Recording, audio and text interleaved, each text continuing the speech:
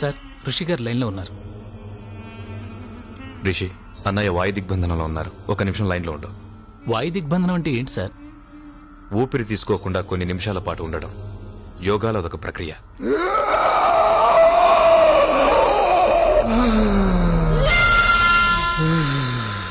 అన్నయ్య, Rishi phone. Daddy, నేను రిషిని మాట్లాడుతున్నాను.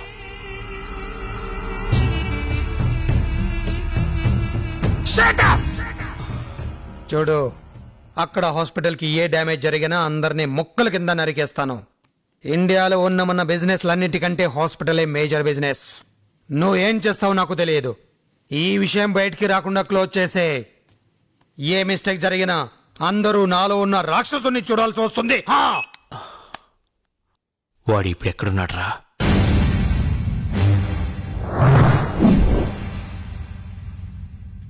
నువ్వు కూర్చోన్నా, నిలబడితే వాడికి మర్యాద ఇచ్చామనుకుంటాడు.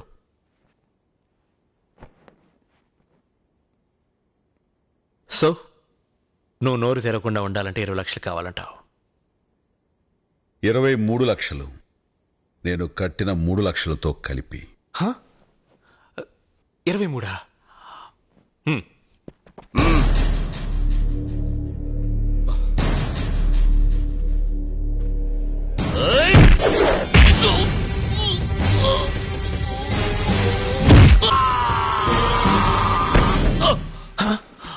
అంత మర్యాద ఇవ్వకర్లా.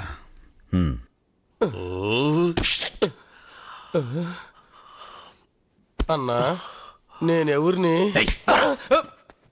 గురువు గారిని చూస్తుంటే జెంట్లమెన్ లా ఉన్నారు. ఆయనతో క్లాష్ కంటే క్యాష్ సెటిల్మెంట్ చేసుకుంటేనే బెటర్. అవుట్.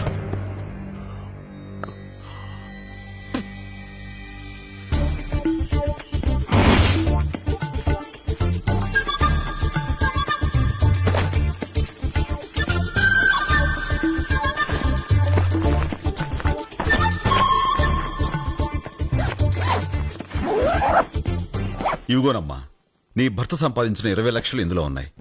వీటితో మీ అమ్మాయిల్ని బాగా చదివించి పెళ్లిని చెయ్యి. బతికినన్నాళ్ళు మమ్మల్ని చంపాడు, ఇప్పుడు చచ్చిపోయి మమ్మల్ని బతికించాడు మీ పుణ్యవాణి. దాందే ఉందమ్మా, మీరు బయలుదేరండి.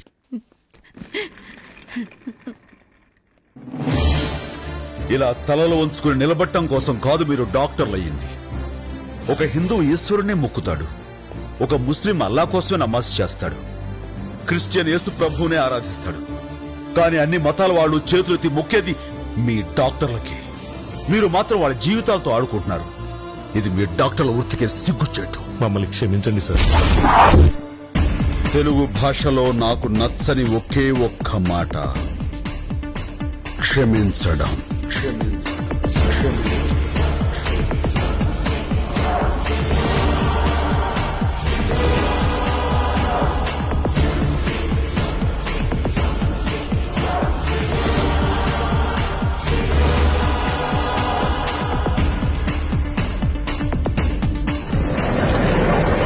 కలెక్టర్ ఉత్తర్వు ప్రకారం ప్రజల ప్రాణాలకు హాని కలిగించే ఈ హాస్పిటల్ కి, దానికి సంబంధించిన మెడికల్ కాలేజీకి సీలు వేయడమైనది.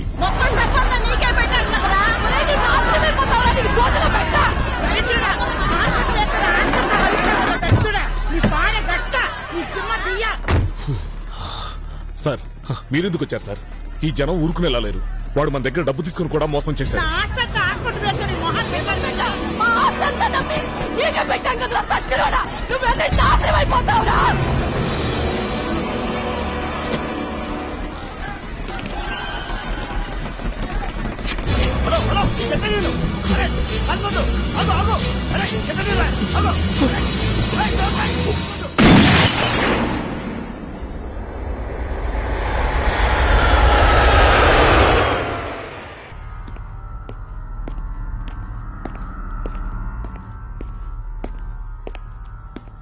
సార్, అతను ఎవరు అన్నది ఎవరికీ తెలియదు.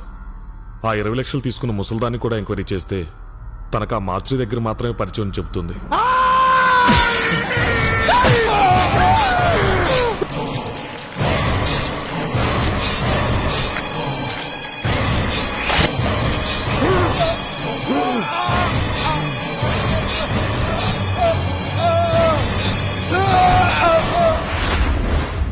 వాడెవడో నాకు తెలియాలి.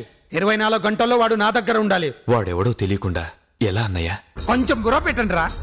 మన హాస్పిటల్లో 8 ఎంట్రన్స్ ఉన్నాయి కదా, ప్రతి ఎంట్రన్స్ దగ్గర క్లోజ్ సర్క్యూట్ కెమెరాలు ఉన్నాయి కదా, ఏదో ఒక కెమెరాలో వాడు వచ్చింది రికార్డే ఉంటుంది కదా.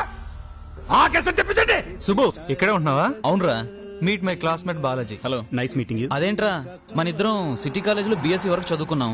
నాకు తెలియకుండా అయితే నీ క్లాస్మేట్ ఎప్పుడయ్యాడు? ఒరే సోడా బుడ్డి, మన ఇద్దరం సిటీ కాలేజీలో డిగ్రీ చేసాం. వీడు నేను నిజాం కాలేజీలో పీజీ చేసాం.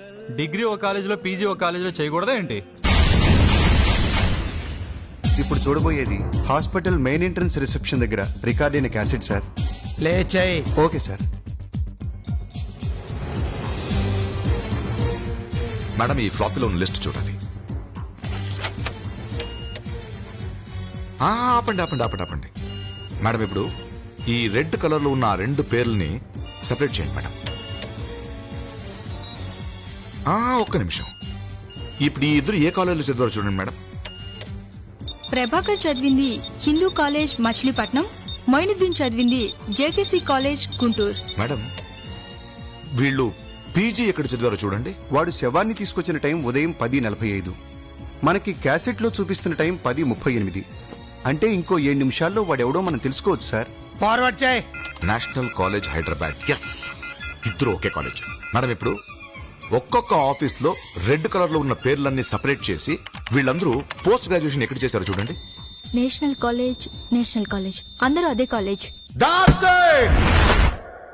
ఇదంతా చేస్తున్నది నేషనల్ కాలేజ్ ఓల్డ్ స్టూడెంట్స్. వీళ్ళందరూ రాష్ట్రంలో ఉన్న అన్ని గవర్నమెంట్ ఆఫీసుల్లో ఉద్యోగాలు సంపాదించి అక్కడ జరుగుతున్న అవినీతిని ఎవరికో అందజేస్తున్నారు. ఎవరా సెంట్రల్ ఫిగర్?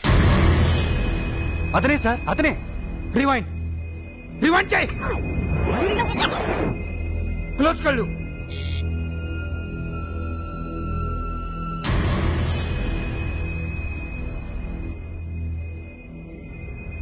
ఇంకా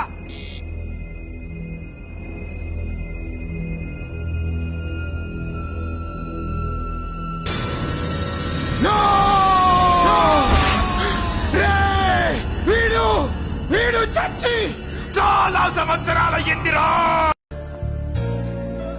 నేషనల్ కాలేజ్. సార్, నాకు మీ కాలేజ్ ఓల్డ్ స్టూడెంట్స్ లిస్టు, వాళ్ళ బయోడేటాలు కావాలి సార్. దేనికి? ఏసీఎఫ్ అనే సంస్థ గురించి మీరు వినే ఉంటారు. ఆ కేసులో ఇన్వెస్టిగేషన్ గురించి నాకు కొన్ని డీటెయిల్స్ కావాలి. ఆ కేసు డీల్ చేసే ఆఫీసరా మీరు? నేను ఆఫీసర్ని కాదు సార్, ఆ ఆఫీసర్స్ డ్రైవర్ని. వాళ్ళకి తెలియకుండా ఈ ఇన్వెస్టిగేషన్ చేస్తున్నాను. డ్రైవర్వి నువ్వు మా కాలేజ్ స్టూడెంట్స్ అనుమానిస్తున్నావా? సార్, ఎక్కడికి సార్ ఫోను? కమిషనర్ గారికి. సార్ సార్ ప్లీజ్ సార్, వద్దు సార్. వాళ్ళకి ఫోన్ చేస్తే నా ఉద్యోగం పోతుంది సార్.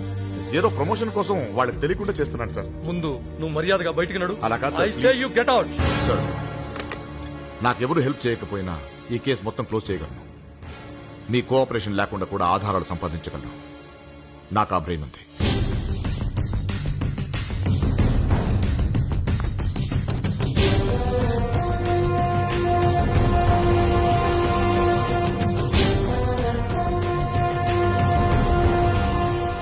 సార్, ఏంటి పోలీసులు వచ్చారు? మన కాలేజీ ఓల్డ్ స్టూడెంట్స్ లిస్ట్ కావాలని వచ్చాడు. ఏదో ఏసీఎఫ్ కేసు ఇన్వెస్టిగేషన్ అట.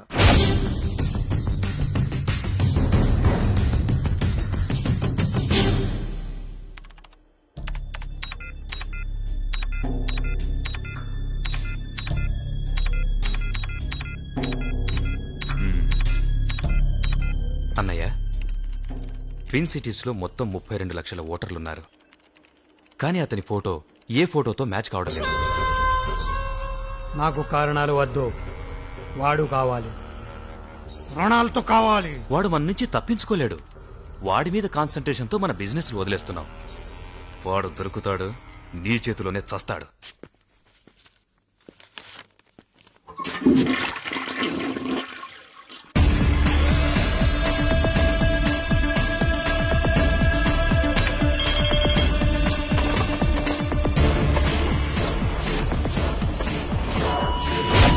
హెచ్చరిక, 28న రేషన్ డీలర్ల కిడ్నాప్. కిందటిసారి ఫ్యాక్స్ లో కిడ్నాపింగ్ డేటే మెన్షన్ చేశాడు.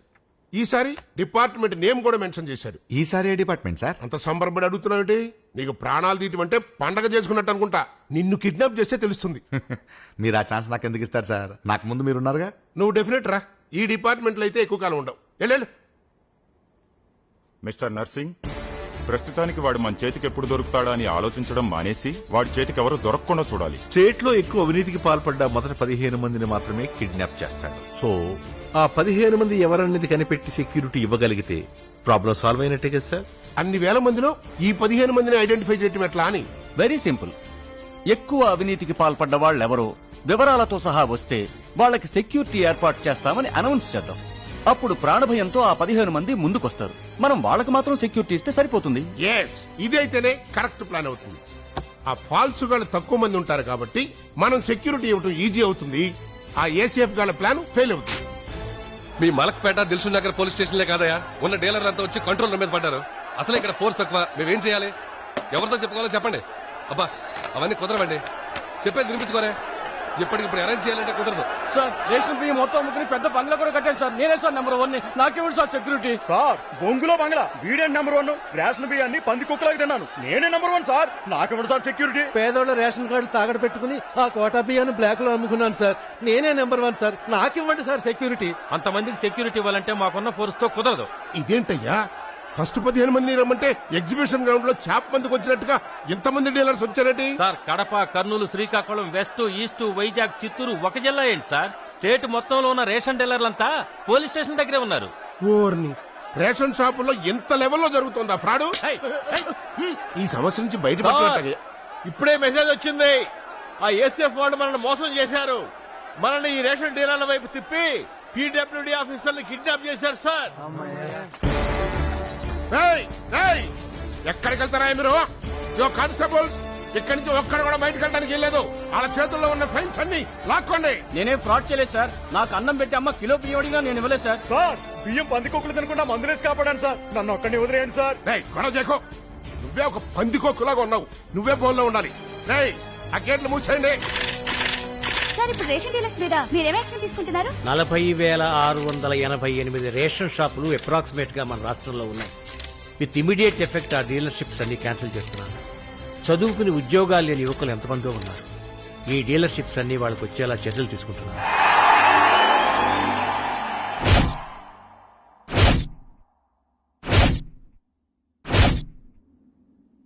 ఏమైందిరా సార్ అంత మూడిగా ఉన్నారు? మనం కిడ్నాప్ చేసిన పీడబ్ల్యూడీ ఆఫీసర్స్ లిస్టులో మన గోపి వాళ్ళ నాన్న కూడా ఉన్నాడు. లిస్టులో ఆయన నెంబర్ 1. ఈ విషయం మన గోపికి తెలుసా? ఇంకా తెలీదు. రే గోపి వస్తున్నాడు రా. సార్ సార్ ఓ గుడ్ న్యూస్ సార్. ఇది అమెరికాలో ప్రింట్ అయ్యే టైమ్ మ్యాగజైన్. దీంట్లో మన ఏసీఎఫ్ గురించి ఓ మంచి ఆర్టికల్ రాశారు sir. ACF eliminates corruption in India. ఆంధ్రప్రదేశ్లోని ఏసీఎఫ్ అనే విప్లవ సంస్థ లంచగొండ అధికారులందరినీ శిక్షిస్తుంది. ఈ మార్పు అన్ని రాష్ట్రాల్లోనూ వస్తే కరప్షన్ లేని ఇండియాని త్వరలోని ఇండియన్స్ చూడబోతున్నారు అని రాశారు.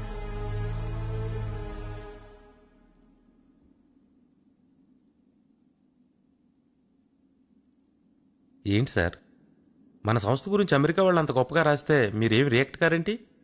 ఏమేం సార్?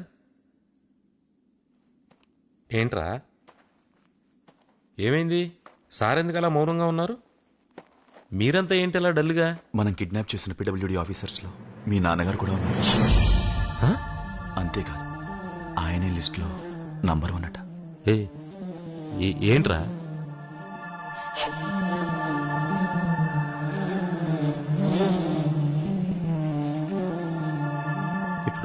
ఇప్పుడు ఏం చేయాలనుకున్నారు సార్? నువ్వే చెప్పు గోపి.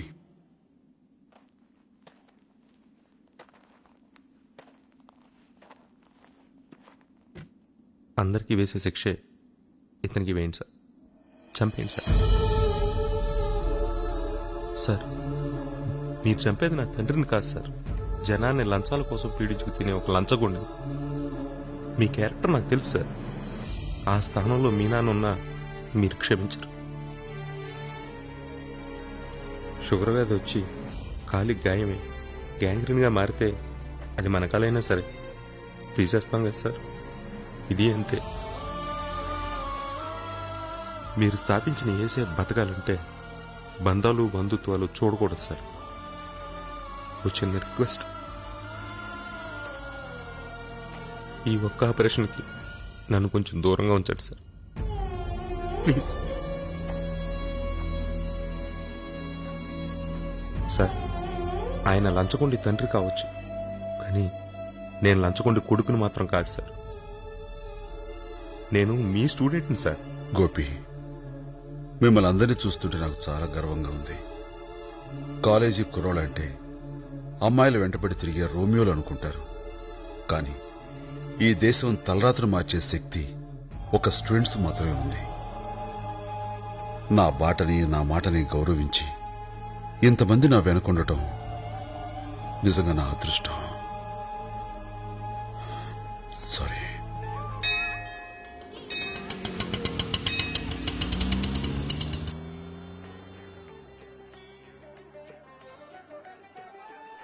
ఎంతైంది? 90 100? 45 రూపాయలండి. పెట్రోల్ రేట్ పెరుగుతుంటే మీటర్ రేట్ తగ్గుతుందేంటి?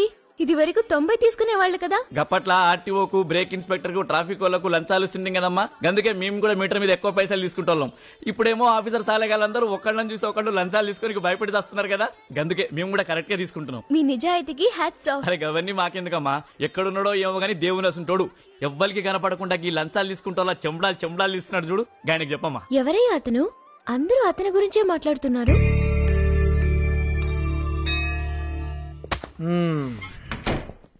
నమస్కారం బ్రదర్. నమస్కారం. ఏంటలా చూస్తాను? నేనెవరో తెలీదా? నువ్వు ఈ సీట్లో కూర్చోడానికి కారణం నేనే.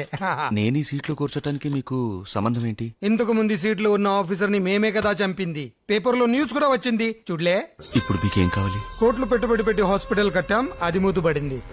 నువ్వు ఒక సంతకం చేస్తే మళ్ళీ పేరు మార్చి ఓపెన్ చేస్తాం. ఏమంటావ్? నువ్వు సంతకం చేయకపోతే మరో ఆఫీసర్ ఈ సీట్లోకి వస్తాడు. దీంట్లో 10 ఏళ్ళు ఉంది, ఉంచో. వద్దు, మీరే ఉంచుకోండి. ఓ, లంచం పోయిందా? పోన్లే, లంచం పోయినా భయం ఉంది. వస్తా బ్రదర్, పురాడే ఆయుష్ గట్టిది.